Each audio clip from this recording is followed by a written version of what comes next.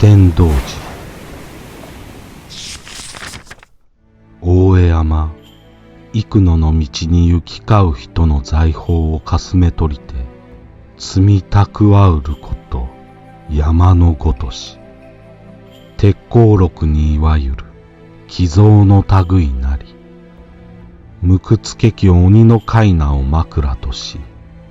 見目よき女に尺を取らせ、自ら大杯を傾けて楽しめり。されどわらわ神に火の袴を着たるこそ、優しき鬼の心なれ。末世に及んで白への化け物いずると、盛況にもはべる親。大江山を越えて幾野の道を行き交う人々の財宝をかすめ取り、積み上げて蓄えた財宝は山のようだ。鉄鋼録に書いてある寄贈の類であろう。恐ろしい鬼の肘を枕にして、美しい女にお酌をさせ、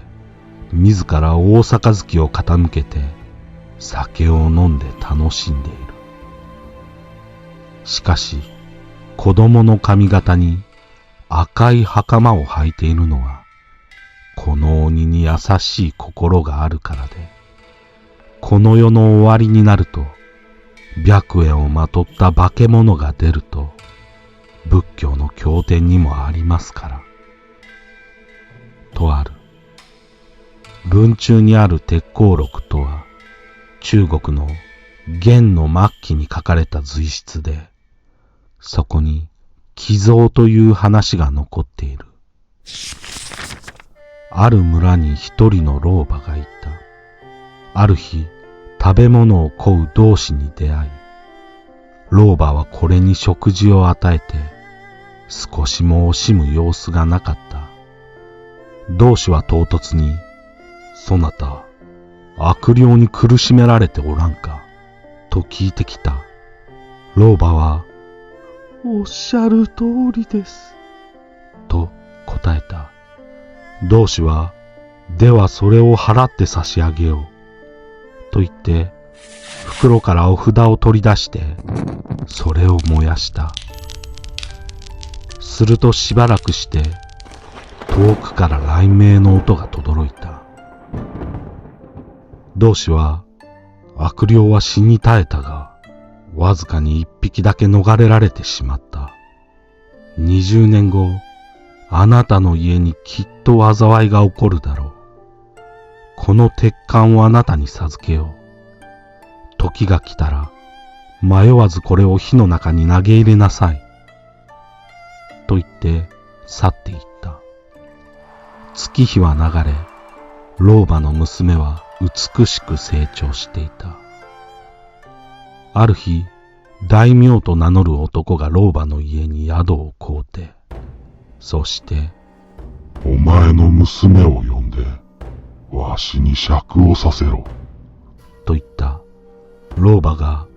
娘は病気だと言って断ると、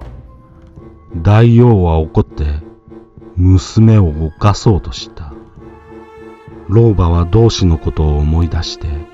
鉄管を火の中に投げ入れると、稲妻、雷鳴が轟いて、すぐに静かになった。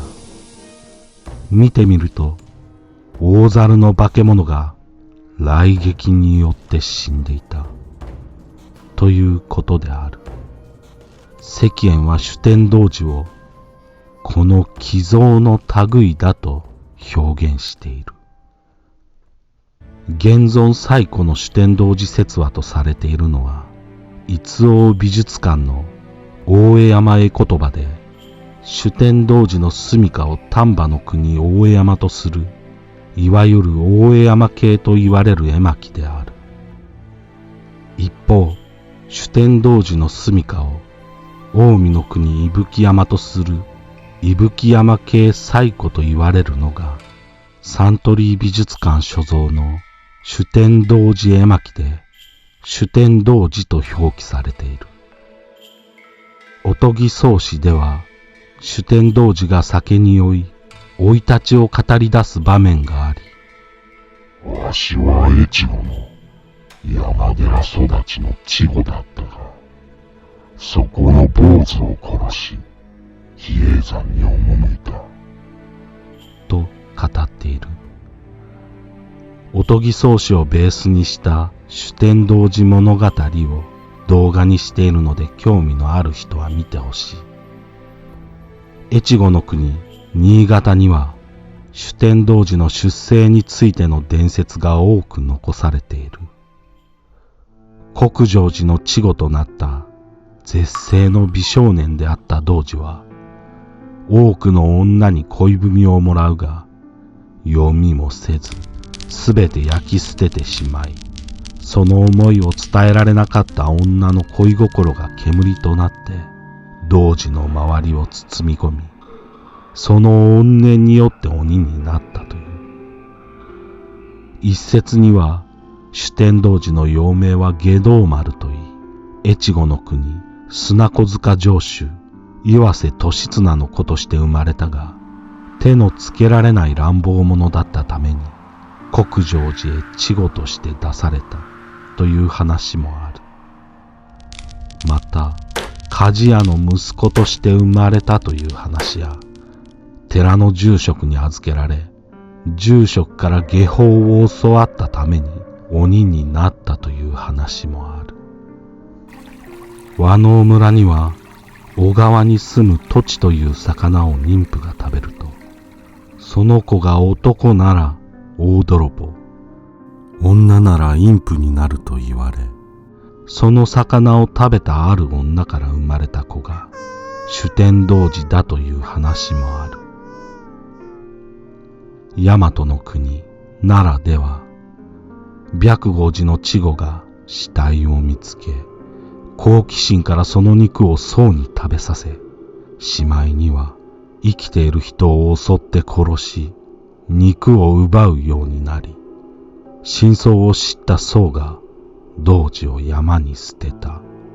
捨てられた場所は稚児坂という名で伝えられたという。